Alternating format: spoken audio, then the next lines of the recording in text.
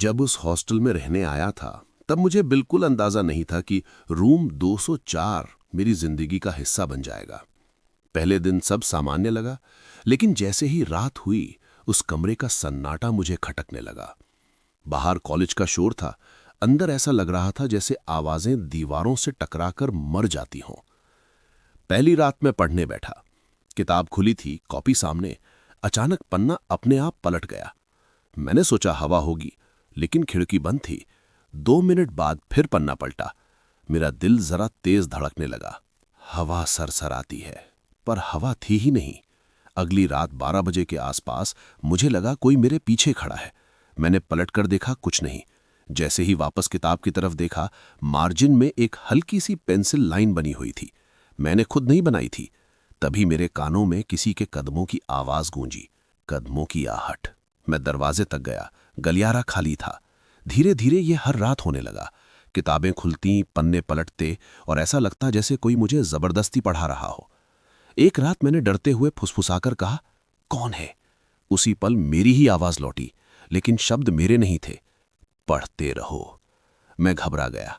अगले दिन मैंने सीनियर से पूछा। उसने बस इतना कहा, 204 में ज्यादा सवाल मत पूछो। उसकी आंखों में डर साफ दिख रहा था। एक शाम नोटिस बोर्ड पर लगी पुरानी तस्वीर पर मेरी नजर पड़ी। 1998 की फोटो थी। हॉस्टल के लड़के खड़े थे।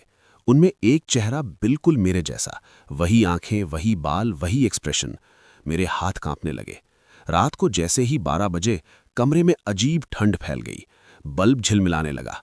मेरी किताब उसी चैप्टर पर खुली जहां मैं कमजोर था। मार्जिन में लिखा उभरा, गलत। फिर दूसरी लाइन, फिर से करो। दूर घंटी, कॉलेज की घंटी, जबकि कैंपस बंद था। मैंने मोबाइल ऑन करके रिकॉर्डिंग चालू की। कुछ सेकंड सन्नाटा रहा, फिर पन्नों की आवाज और एक धीमी फुसफुसाहट, मैं तुम्हें फेल नहीं होने दूंगा। उस पल मुझे समझ आया, रूम 204 में कोई रहता था, कोई जो पढ़ाई के बीच मर गया, जो आज भी वहीं अटका हुआ है। मैंने हॉस्टल छोड़ने का फैसला कर लिया। सामान पैक करते वक्त मैंने आखिरी बार कमरे को देखा। दीवार पर एक धुंधली सी परछाई थी, जैसे कोई अब भी वहीं खड़ा हो।